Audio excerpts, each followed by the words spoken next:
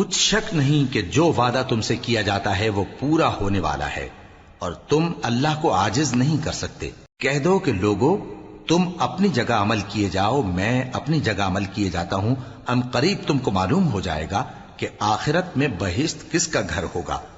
کچھ شک نہیں کہ مشرک کامیاب نہیں ہوں گے۔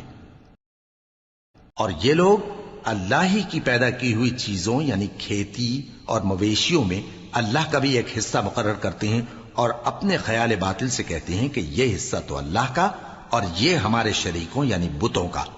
تو جو حصہ ان کے شریکوں کا ہوتا ہے وہ تو اللہ کی طرف نہیں جا سکتا، اور جو حصہ اللہ کا ہوتا ہے وہ ان کے شریکوں کی طرف جا سکتا ہے۔ کیا برا حکم لگاتے ہیں؟